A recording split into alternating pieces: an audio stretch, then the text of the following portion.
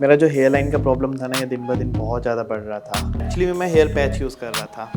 मैं परेशान हो चुका था, डेली गूगल पे सर्चेस करना, और मैंने इतने सारे सीरम, इतने सारे डॉक्टर, सबसे कॉन्टैक्ट कर लिया कि जो लास्ट सॉल्यूशन है वो है हेयर ट्रांसप्लांट। हेयर ट्रांसप्लांट के लिए ना सबसे बेस्ट और सबसे टफेस्ट पार्ट है जो बेस्ट एक क्लिनिक चुनना। सबसे बड़ी बात, हमको वो इंजेक्ट कर देते हैं। तो आज हमारे साथ हैं मिस्टर प्रभजोत सिंह, जो कि एक सोशल मीडिया इन्फ्लुएंसर हैं और सर फेमस हैं ट्रैवल ब्लॉगिंग के लिए। ऑलमोस्ट 4 मिलियन फॉलोअर्स हैं सर के इंस्टाग्राम पे। और चलिए जानते हैं तो सर से सर का एक्सपीरियंस कैसा रहा है। सर का ऑलमोस्ट 1 मंथ कंप्लीट हो चुका है। जी, सबसे पहले ना मतलब मैं सच्ची बताऊँ ना, मेरा जो हेयर लाइन का प्रॉब्लम था ना, ये दिन ब दिन बहुत ज़्यादा बढ़ रहा था। मैं परेशान हो चुका था, डेली गूगल पे सर्चेस करना, तरह-तरह के प्रोडक्ट्स यूज़ करना, और मैंने इतने सारे सीरम, इतने सारे डॉक्टर, सबसे कॉन्टैक्ट कर लिया। बट लास्ट में मेरे को मेरे दोस्त ने एडवाइस दी कि जो लास्ट सॉल्यूशन है वो है हेयर ट्रांसप्लांट। तो फिर मैंने गूगल पे सर्च करना स्टार्ट किया कि कौन सी क्लिनिक पे जाया करे या नहीं, क्योंकि एक्चुअली हेयर ट्रांसप्लांट के लिए ना सबसे बेस्ट और सबसे टफेस्ट पार्ट है जो बेस्ट एक क्लिनिक चुनना। तो मेरा ऐसे एक्सपीरियंस रहा, गूगल पे सर्च करता रहा, फिर मैंने QHT वगैरह पे सर्च किया, फीडबैक वगैरह देखे, काफ़ी सारे सेलिब्रिटीज़ ने यहाँ पे करवा रखा है, तो जिससे ट्रस्ट वैल्यू मेरा बहुत ज़्यादा इंक्रीज़ हो गया। तो बस फिर मैंने लास्ट में QHT चूज़ किया अपने हेयर ट्रांसप्लांट के लिए, और आज मेरे को 1 मंथ प्लस हो गया। एक्सपीरियंस कैसा रहा था, मतलब पेन को लेके हमारे ड्यूरिंग द प्रोसीजर पेन कितना रहता है? क्योंकि हमारी जो ऑडियंस है, आई थिंक सभी ये प्लान कर रहे हैं कि इनको ट्रांसप्लांट कराना है, बॉल्डनेस से परेशान है, काफ़ी कुछ ट्राई कर चुके हैं, लेकिन परमानेंट सॉल्यूशन अगर हम बात करें आज के टाइम पे, तो परमानेंट सॉल्यूशन वो हेयर ट्रांसप्लांट है। वो तो है। तो ड्यूरिंग द प्रोसीजर आपका जो पेन को लेके क्या मानना है कि कितना पेन रहता है, और एक आदमी क्या क्या चीज़ें फेस करता है ड्यूरिंग द प्रोसीजर? मेरे हिसाब से ना सबसे ज़्यादा जो पेन है ना, वो घर पे रह के सोचने का है। ट्रूली अगर मैं अपना एक्सपीरियंस की बात करूँ, मेरे को कोई इतना पेन फ़ील नहीं हुआ। मतलब इट्स ऑल अबाउट, जैसे थोड़ी बहुत चींटियाँ काट रही है सर पे, तो बिल्कुल सहने वाला होता है। हाँ, मतलब फील होता है जैसे वही, कि राइट। हमने मेरा जो एक्सपीरियंस रहा है, मैंने हमारे यहाँ काफ़ी पेशेंट्स आते हैं जिनका हम ट्रांसप्लांट करते हैं। तो आई थिंक उनका जो मैंने जब उनसे पूछा है कि ड्यूरिंग द प्रोसीजर क्या उनका एक्सपीरियंस रहा है, क्योंकि मैंने सर्जरी नहीं कराया, मेरे को नहीं पता है जो वो फेस करते हैं। तो ज़्यादातर जो रेस्पॉन्स रहते हैं पेशेंट को वैसा रहता है कि जैसे कोई पेपर हमारे सर पे रखा हुआ है और अपने पेन से ना कोई कुछ लिख रहा हाँ, है। मतलब ओवर द मतलब प्रोसीजर ऐसा लगता है कि कोई हमारे स्कैल्प पे पेन चला रहा राइट। है। क्योंकि इतना ना देखो, सबसे बड़ी बात, हमको वो इंजेक्ट कर देते हैं जिसका बिल्कुल माइनर सा पेन लोकल होता है। एनेस्थीसिया आपको वही, दिया जाता है। यस, कुछ पेन नहीं होता उसका भी बेसिकली। उसके बाद कुछ ज़्यादा पता नहीं लगता। फिर भी अगर कुछ अनकंफर्टेबल किसी को भी फील होता है, कुछ भी, या डॉक्टर बार बार हमसे पूछते रहते हैं, पूरी तरह से अच्छा गाइड करते हैं, तो ऐसा कोई प्रॉब्लम मेरे को तो नहीं लगा। कितना टाइम लगा था, मतलब कितने डे लगे थे आपके प्रोसीजर में? मेरे बेसिकली 2 दिन का प्रोसेस था। जो फर्स्ट डे था वो उन्होंने बेसिकली ड्रिलिंग की थी मेरे सर पे, तो उसको अप्रोक्सीमेटली 5 घंटे गए थे, एंड नेक्स्ट डे 6 से 7 घंटे।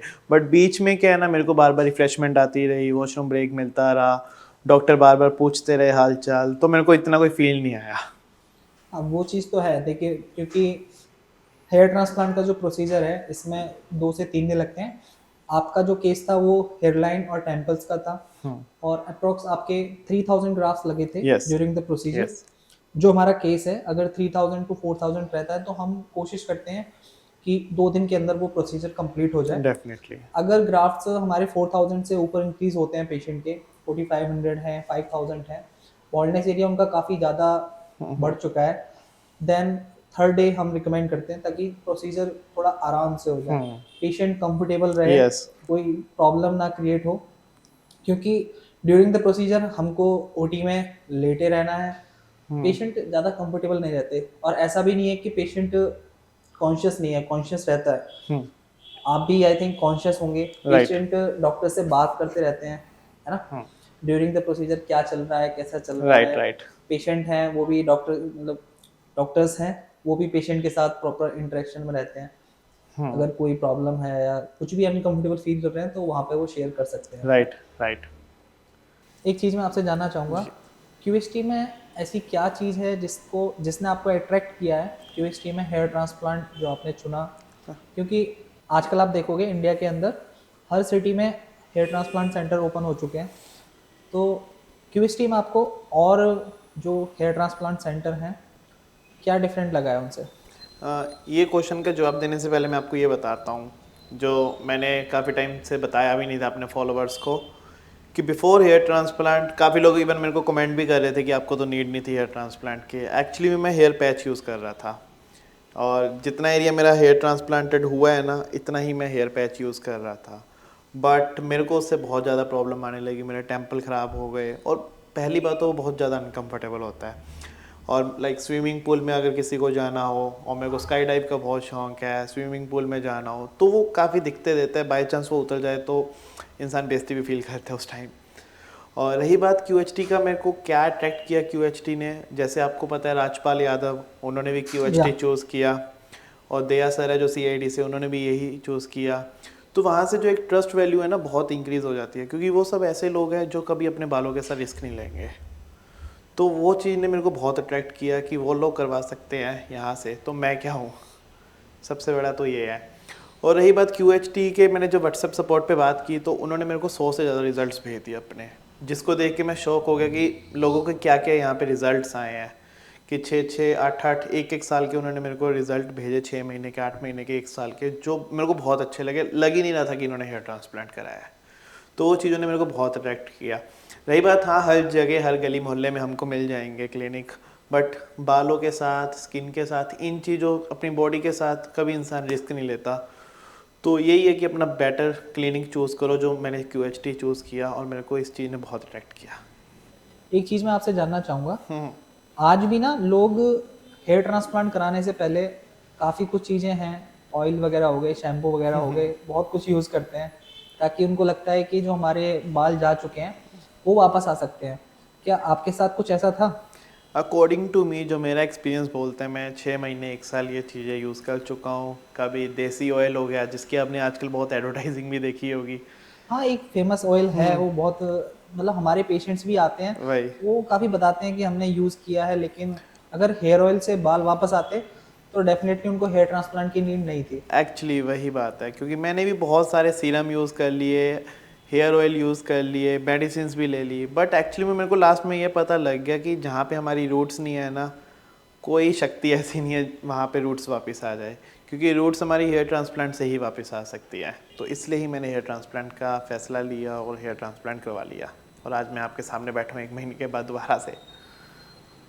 अभी हम देख रहे हैं आपका जो शेडिंग फेज़ है ऑलमोस्ट स्टार्ट हो चुका है, यस, और अभी 3 से 4 महीने तक ये कंटिन्यू रहेगा। राइट। उसके बाद तब हमको जो ग्रोथ है वो देखने को मिलेगी। अभी जो आपके ट्रांसप्लांटेड हेयर्स हैं वो थोड़ा शेड स्टार्ट होंगे, और आई थिंक आपने इसको महसूस भी किया होगा ड्यूरिंग द हेड वॉश, जो आपके हेयर्स हैं वो जा रहे होंगे, टूट रहे होंगे। मैं वहाँ से डर भी गया था एक्चुअली में। अच्छा। हाँ, मतलब जब मेरा फर्स्ट हेड वॉश हुआ था ना, उस टाइम तो मैंने इतना चीज़ें इग्नोर किया उस टाइम तो, क्योंकि मैंने क्लिनिक से आके हेड वॉश करवाया था आफ्टर सर्जरी के 5-6 दिन के बाद। बट जैसे मैं घर पहुंचा, थोड़ा हेड वॉश अपना कंटिन्यू किया, तो मेरे यहाँ से बाल थोड़े जाने लगे। तो मैं लिटरली घबरा गया कि आप मेरे रिजल्ट सही नहीं आ रहे या क्या हुआ। तो मैंने hand to hand WhatsApp support पे बात की क्यूएचटी क्लिनिक के साथ, उनका मेरे को कॉल आया, तो उन्होंने मेरे को समझाया शेडिंग पीरियड के बारे में कि ये एक ट्रांसप्लांट का प्रोसेस ही होता है, लेकिन इसमें आपके सिर्फ हेयर जाएंगे, रूट नहीं जाएगी, तो डेफिनेटली दोबारा से वापस आ जाएंगे। हाँ, तो ओवर द या, पीरियड ऑफ टाइम आफ्टर 3 और 4 मंथ्स जब हमारा ग्रोथ प्रॉपर स्टार्ट होगा, राइट, तो जो आपका हेयर लाइन उसका स्ट्रक्चर बनना शुरू होगा, जो आपका पफ है, साथ ही आपके टेम्पल्स भी न्यू इम्प्लांटेड हैं, राइट। तो वहाँ पे भी आपको डेफिनेटली ग्रोथ देखने को मिलेगा। और बहुत जल्दी आपको अपने अंदर एक नया लुक देखने को मिलेगा, जो कि हाँ। हम व्लॉग्स में आपके काफ़ी मिस करते हैं। पहले आप पैच यूज़ करते थे। अब उसमें रियल लुक मेरी वापस आ जाएगी। बस डेफिनेटली। बस मेरा यही था कि मैं पैच को छोड़ना चाहता था, क्योंकि मेरे को बहुत अनकंफर्टेबल हो गया था एक बार को हर 20 दिन के बाद सर्विस करवाना। कभी कभार तो ऐसा हो जाता था कि 6 दिन के बाद उतर गया वो, और दोबारा से लगाऊं, और घर पे मेरे से अच्छे से सर्विस हो भी नहीं पाती थी, क्योंकि एक्चुअली में जो उसका गम है ना, वो बहुत ज़्यादा मजबूत होता था। तो वो पैच में उतारने के टाइम इतना सेफ्टी फील करना पड़ता था कि वो बाई चांस अगर फट गया तो वहीं पे हमारा BCR का लॉस है। पहली बात तो इतना सा भी अगर वो डैमेज हो गया तो सर पे लग नहीं सकता वो। तो इतनी इतनी चीज़ों का ध्यान रखना, इतने प्रोडक्ट्स भी लेना उसके लिए, ग्लू हो गया, 3 3 4 4 तरह की टेप हो गई, उसका अलग से ध्यान रखना, तो वो बहुत मगजमारी थी उसकी। अच्छा, एक चीज़ और, अभी आपने हेड वॉश की बात करी, काफ़ी लोगों के माइंड में ये रहता है कि सर्जरी कराने के बाद जब हम घर चले जाते हैं तो कैसा क्यूएसटी का कैसा सपोर्ट रहता है, या फिर बहुत सारी चीज़ें होती हैं क्योंकि हमें प्रिकॉशंस रखने होते हैं। तो उस एक्सपीरियंस के बारे में आप थोड़ा बताएंगे कि आपका जब सर्जरी के बाद आप वापस यहाँ से गए थे, सर्जरी के बाद आपके डोनर एरिया पे एक बैंडेज लगाया जाता है, तो वो आपने यहीं क्लिनिक से रिमूव कराया था या घर पे खुद ही रिमूव किया था उसको? जब मेरी सर्जरी कंप्लीट हो गई थी तो मैं यहीं हरिद्वार रुका हुआ था, मैं 1 हफ्ता यहीं पे रुका था एज अ रेस्ट, और यहाँ पे घूम फिर लिया आपने। तो 24 घंटे के बाद मैं क्लिनिक आया था वापस, और उन्होंने मेरी बैंडेज रिमूव कर दी थी। और मेरे को 6 7 दिन लगातार डेली कॉल आता रहा सुबह शाम, और हालचाल वगैरह पूछते थे, फ़ोटोज़ वगैरह मंगाते थे, पूरा प्रिकॉशंस बार बार समझाते थे। तो प्रॉपर ध्यान रखा क्यूएचटी की पूरी टीम ने, तो बहुत सपोर्टिव टीम है। मैं दिल से बोल रहा हूँ, ऐसा नहीं है कि पॉडकास्ट में बोल रहा हूँ। मेरे को डेली कॉल आते थे और डेली मैं फ़ोटोज़ शेयर करता था, कोई भी प्रॉब्लम होती थी वो हैंड टू हैंड बताते थे। और रही बात उसकी प्रिकॉशंस वगैरह की, तो एक वाटर होता है, क्या नाम होता है उसका, मैं आई थिंक भूल गया। मैं बताता हूँ आपको। ड्यूरिंग आफ्टर द प्रोसीजर आपको जो यूज़ करना होता है वो होता है saline water. Yes, saline water, वो हर आधे 1 घंटे के बाद मैं यूज़ करता रहा। मेडिसिन्स मेरी थी वो 10 से 12 दिन चली थी आफ्टर सर्जरी। और आज मैं अभी 1 महीने के बाद दोबारा आया हूँ अपना पीआरपी करवाने, एंड मेडिसिन्स दोबारा थोड़ी कंटिन्यू करने। वो बेसिकली मेडिसिन्स भी नहीं, थोड़े विटामिन्स होते हैं बालों के लिए जो अच्छे होते हैं। तो यस। आफ्टर द सर्जरी जब आप घर जाते हैं तो काफ़ी पेशेंट का ये क्वेश्चन रहता है कि उनके फेस पे ना स्वेलिंग आ जाती है, काफ़ी हैवीनेस फील करते हैं वो फेस पर।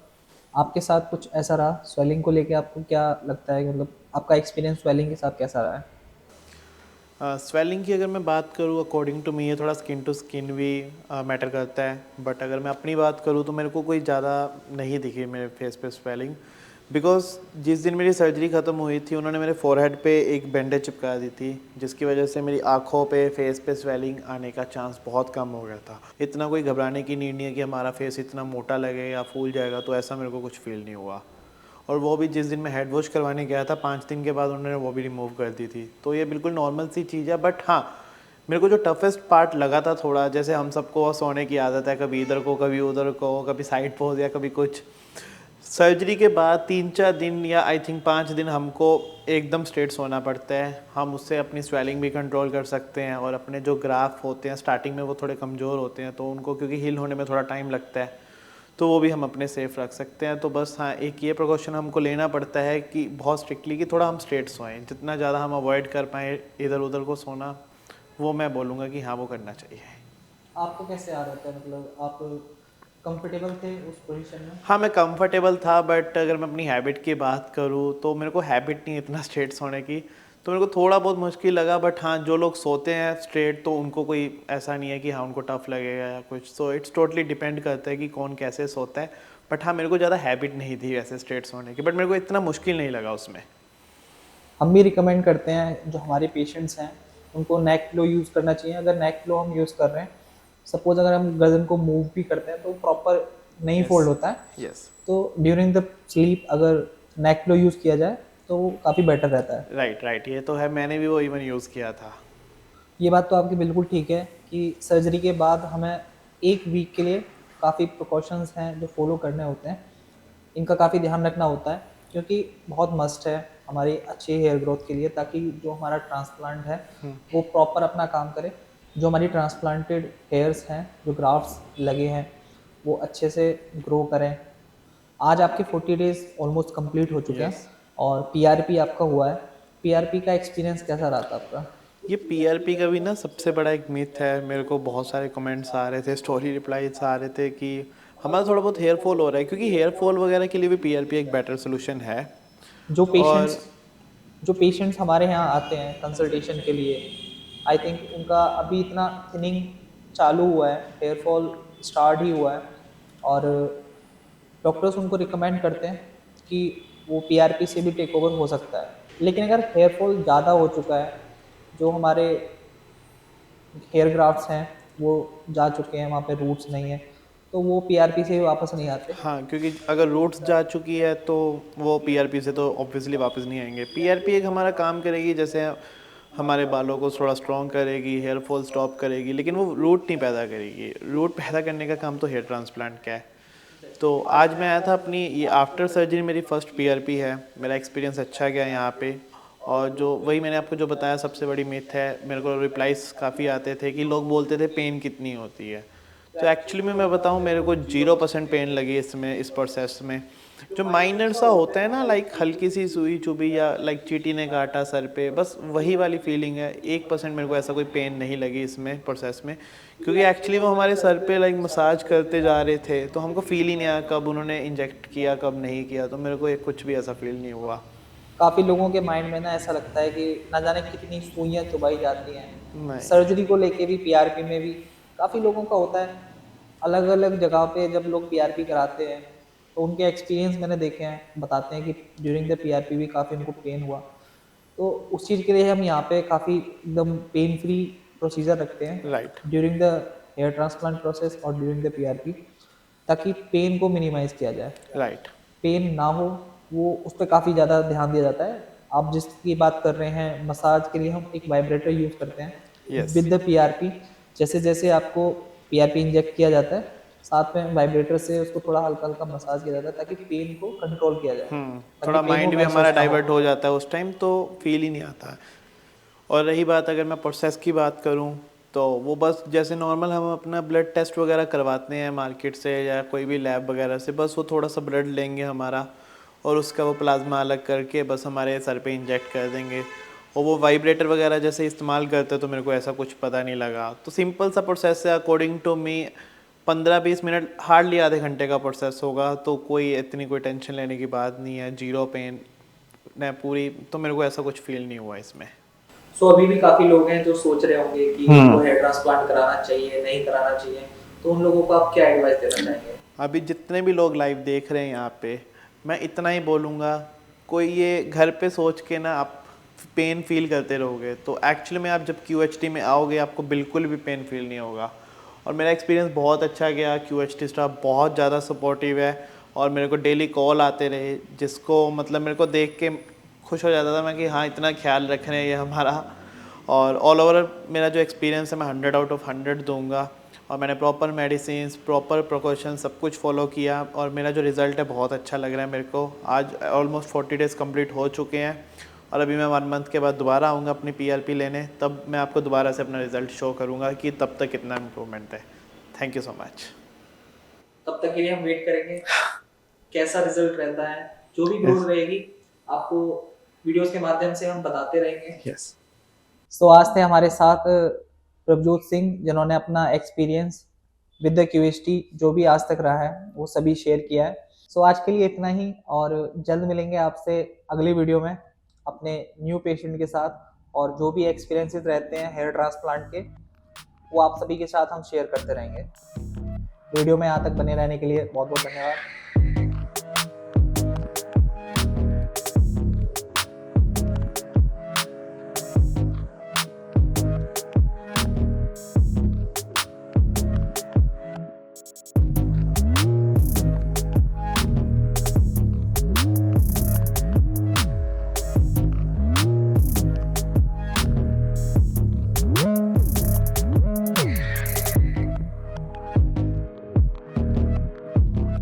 Hello friends, if you have not subscribed to our channel yet, please like this video, share and subscribe to our channel, and don't forget to hit the bell icon so that you will get update on every video.